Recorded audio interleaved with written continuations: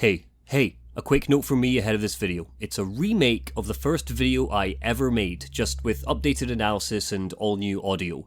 I wasn't happy with this video sitting on the channel with so many new subscribers recently. Oh, also spoilers for Assassin's Creed Valhalla ahead. Vikings are cool, they're not as cool as samurai or pirates.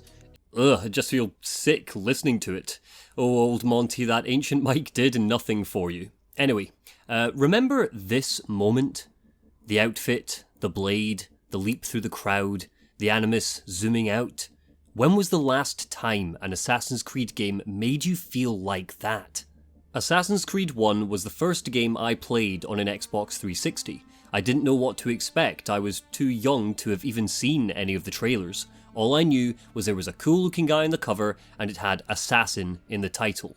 I lost myself in that world for months, completing it to 100%, a rarity for me. Altair's story didn't mean much to me, all I knew was Jerusalem was a joy to explore, and it looked awesome to stealthily track down and kill a corrupt politician or a sexual abuser. Wrong image. But that experience stuck with me through my formative gaming years. And you know what? I kinda liked Desmond. Sure, he was a little white bread, but I liked him. So imagine my surprise when he appeared in Assassin's Creed Valhalla. You know me? Yes, through the calculations I read here in the gray. 8 years ago, the odds of your arrival were 15,055,003,276 to 1. I'm not going to lie, the sudden reveal of Desmond in Valhalla has made me nostalgic for some white bread. Remember when Assassin's Creed seemed to have some sort of ongoing story? A real one, I mean, not one that gets shoehorned into the end of RPG-like mechanics. Juno, Pieces of Eden, Abstergo, Danny Wallace for some reason. What are you up to? What am I up to? Who are you, my mum? Think about how his character, Sean, was used while you ran around in Assassin's Creed 2 and 3. He'd pop up and tell you neat details about the cities you visited, giving the illusion that he's in your ear while you explore this virtual historic world. That was perfect, and I hate that Ubisoft dropped that in the later games because it was a brilliant idea. It's one of the reasons why some history teachers in Germany were considering using Assassin's Creed to teach history at one point. Yes, that's real. Remember how fascinating the detail of these games were? How awe-inspiring it was to finish Assassin's Creed 1, look around the room, and see all of the little teases at future games? It's all gone now. Sure, we have Layla Hassan in Odyssey and Valhalla exploring the power of the staff of Hermes Trismegistus, but it all feels like meaningless filler now. Like Ubisoft have no idea where they're going or what they're doing with the overarching story. And a fan of the series can smell this inconsistency from a mile away, and they ask themselves, well, if the creators of Assassin's Creed don't care, why should I? The same goes for the video game metaplot in Black Flag, and all of the complaints that I heard voiced about Desmond Miles from years ago can easily just be translated to now, because the problem was never with Desmond. You see, replaying the first game all these years later, I found that Desmond is just fine as a character. Granted, he doesn't have the agency in the original plot like we would have hoped, and he hardly ever took the opportunities given to prove himself, but the deck was stacked against him in the beginning. It's clear Ubisoft didn't have much faith in him to begin with. I mean, just listen to the main theme.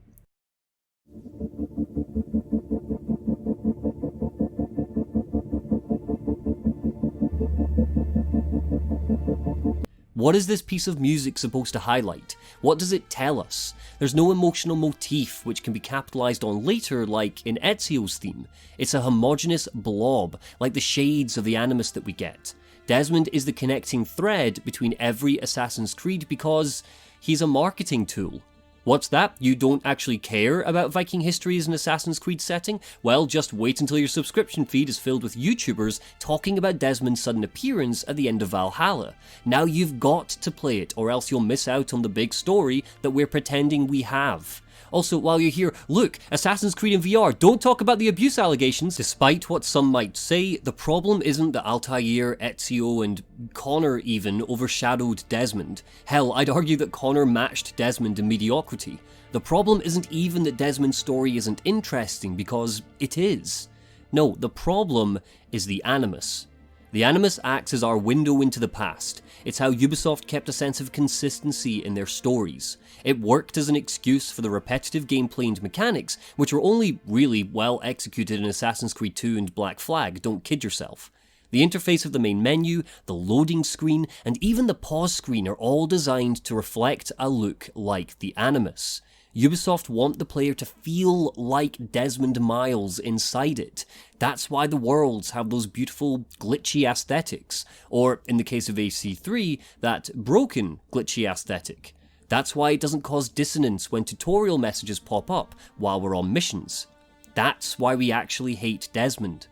Remember the first moments of Assassin's Creed, the first-person view of Desmond locked inside the Ancestor Machine 3000, looking around at the Abstergo employees who locked you in, then being flashed backwards through time, playing as Altair in a crowd of beautifully rendered citizens in a packed square? Not only did these opening moments serve as a demo of, well, how beautiful the game would look on next-gen consoles, but it also worked as a demo of the Animus. Or at least it felt that way. Whilst Abstergo tweaked the settings on the Animus, the player went through these minor tests in the beginning to work out the quirks. It wasn't until Desmond started to walk around and do things that the game began to get strange. We were no longer Desmond Miles locked in the Animus/games console, we were a gamer, playing as Desmond Miles, walking around in an office, and about to be locked inside the Animus/games console inside our games console. Now isn't that a mind f***? And whether you realise it or not, it's one of the biggest things which will be niggling around at the back of your head whenever you play Assassin's Creed again, whether it's Desmond, Layla, or whoever the next unlucky soul is to be forced into the modern metaplot that's been reduced to scene dressing. Think about Assassin's Creed Revelations. How strange did it feel when Desmond woke up on that weird virtual island thing? You were literally seeing him inside the Animus. Dissonance was at an all-time high, and it made the jump into Constantinople even more of a gut shift than usual. If Ubisoft really wanted to keep plot device Miles, they should have kept him in the first person, and reduced control of him to a minimum. It starts off so strangely too. At first, here's Desmond running around in third person going, this is strange, and then it transfers the camera into first person while he comments that he can't feel his own body. This second part is fine, but we've already been stung by seeing Desmond running around in the Animus. We're meant to be playing as Desmond the whole time, so why aren't we seeing this from the get-go? These sequences are tedious too, the colour palette is nothing to write home about, and the characterisation that's presented here isn't anything as charismatic as we saw back in the first game. Desmond's reduced to a vehicle for the writers to justify this poor model for storytelling, asking questions that don't have answers. And as a great man once said, a character acknowledging your poor storytelling doesn't stop it from being poor storytelling. Nier Automata had the right idea, and yes, while I know it's not the first game to do this, it's the one that comes most strongly to mind. But in that game, the developers firmly placed you in the shoes of an android so deeply to the point where you had to find and install basic functions like HP gauges as part of managing your inventory. I remember the first hour or so of that game, and not understanding why certain basic game functions weren't showing up. The moment I realised I could unlock one of its many endings by simply going into my menu and uninstalling my operating system, my mind was blown. And yes, Nier Automata is a strange, complex game with numerous layers. I'm not expecting the Assassin's Creed devs to copy their playbook. I'm just asking that they take a leaf out of that book and see what they can do themselves. The fact of the matter is, we should stop judging Desmond for being the pathetic moron he's written as in later games, or the literal blob of light which he now is. Instead, we should blame the Animus for not realising its full potential. Ubisoft should have kept the illusion that the Animus was just an extension of our games console. What started off as a great idea fell away to poor attempts at creating an interesting sci-fi story, all at the cost of the suspension of disbelief. And as the years went on, we stopped noticing this and just pointed the finger at Desmond Miles. Your thoughts were about how Ubisoft treated Desmond Miles in Assassin's Creed? I thought Ubisoft had I think Patrice Desilets was the original designer, creative director, and then they had a falling out over something called 1666. It's There was a bunch of political stuff. Ubisoft had people, Ubisoft Montreal had people going in and out. I don't know the whole story. I don't know anything about it. But the original story, as it was written, it was Desmond goes on these adventures, and they said, we're probably going to do about 6 games. And each game, Desmond will get, this was the original pitch, Desmond would get the abilities of his, Altair, and now he has those. Then it's Ezio, and he has them, and then it's going to be this guy. And ultimately, by the last game, he would be the ultimate assassin with all these and be able to time travel back. Poor guy. All he ever wanted to be was a bartender. Thanks for watching. This is just a quick re-upload of a very old video with some cleaner editing and audio. If you're new to the channel, well damn, thanks for subscribing. I can't believe we got to 300 subscribers so quickly, that's absolutely insane.